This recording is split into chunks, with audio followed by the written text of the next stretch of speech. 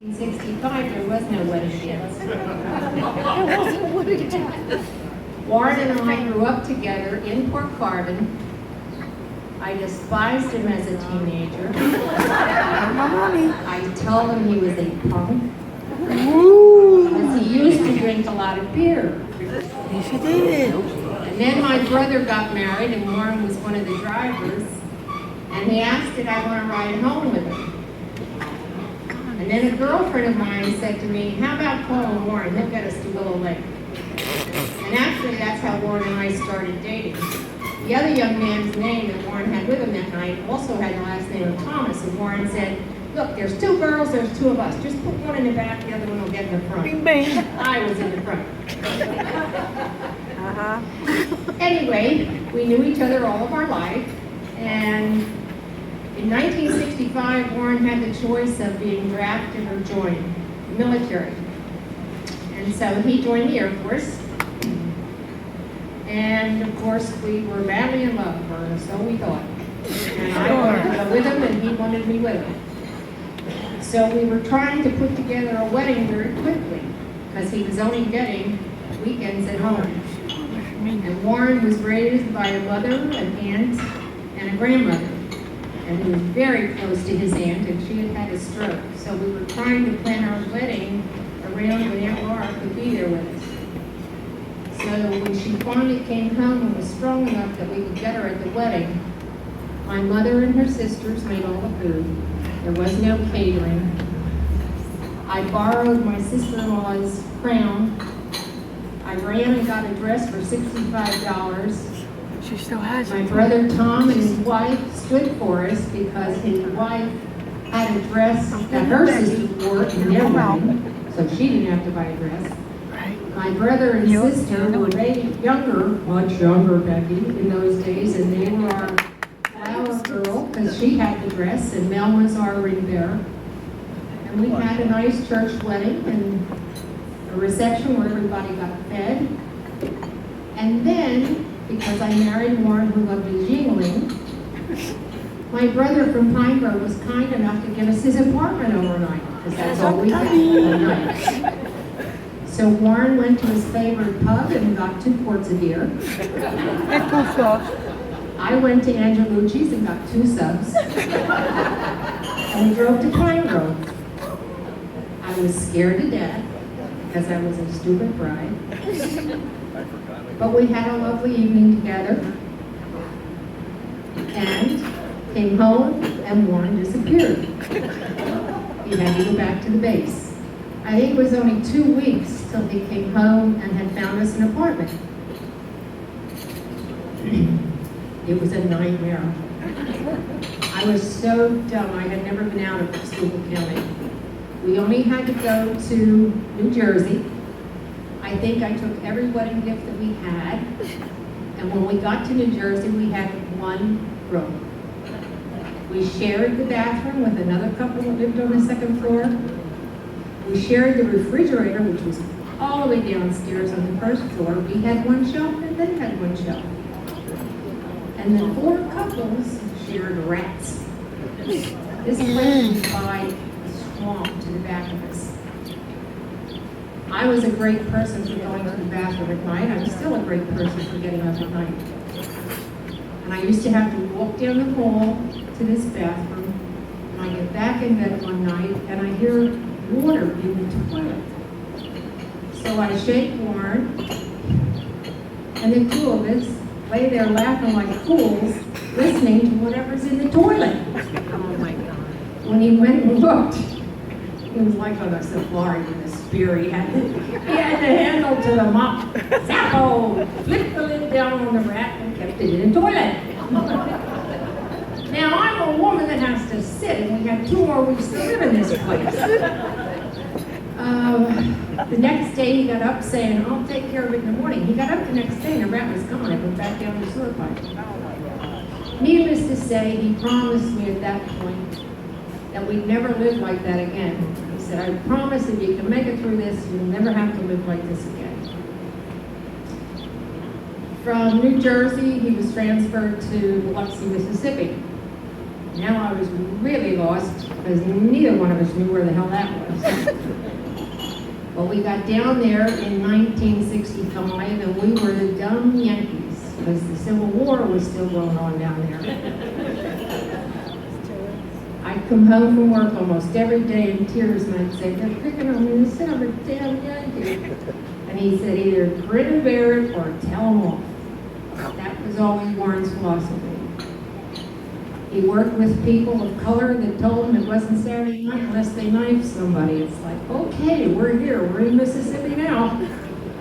But we made lovely friends. We had to work together or starve.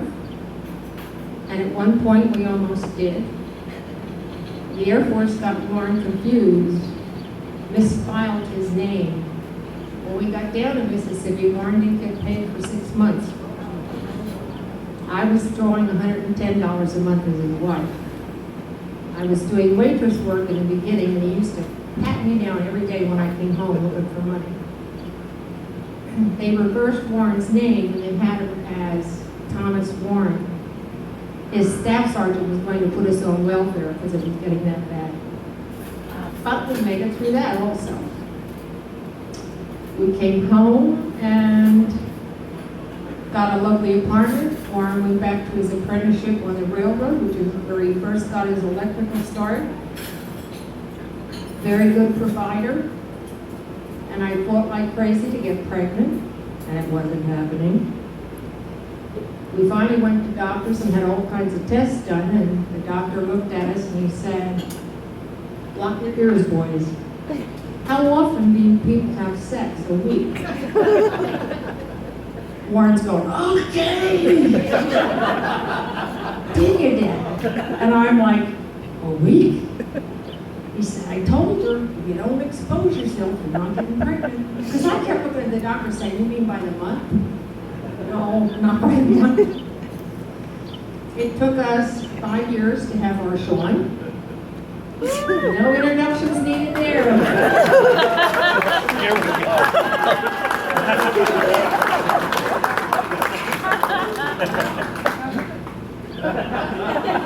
Here he is.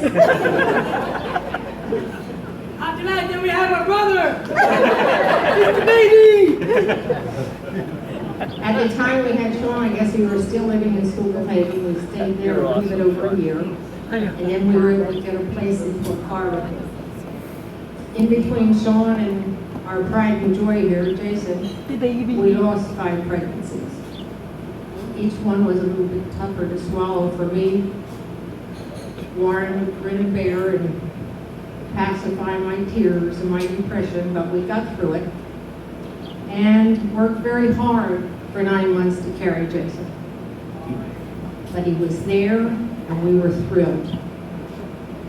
And then for the next 5 years of both of our boys' lives, we spent a lot of time in hospitals with both of them. Both had serious illnesses as babies, and Warren would work 2 jobs if he had to get extra money to pay for doctor bills. He used to say he bought a Mercedes, but he just wasn't driving it, someone else was. But as he promised, he'd always be a good provider. I finally was able to get a part-time work when Sean started school. And I guess we went 18 years paying rent before we bought our first house, because we were paying the doctor bills. We stayed in Port Carbon all of our married life because that's where we chose to raise our boys. Warren put 20 years in, or 21, with the railroad getting his electrical papers. He's done a lot of bartending in his life. He worked for Losh Boiler in between the railroad and PPL because after 20 years renting railroad went down. But through it all, we've survived. I think we've gotten stronger in many ways. When we were approaching the 50th anniversary, I asked Warren if he would redo our vows. Wasn't real crazy about that. And I've thought about it ever since. 50 years ago, we said to have and to hold, and we have done that.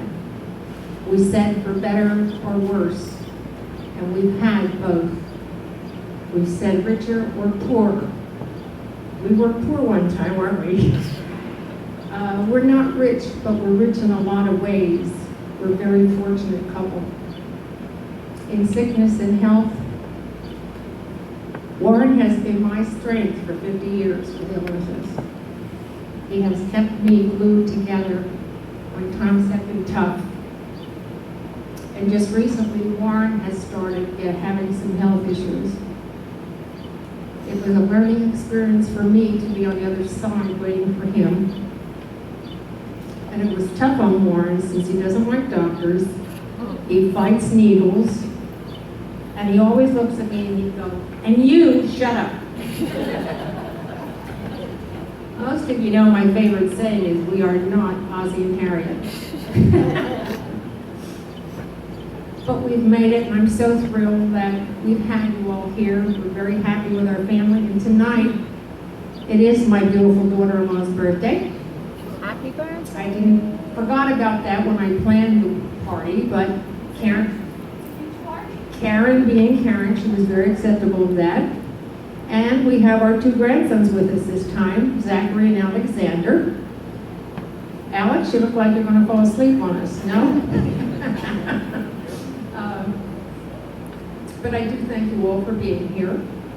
And I'll see if Warren wants to say anything. Please stay and enjoy the music.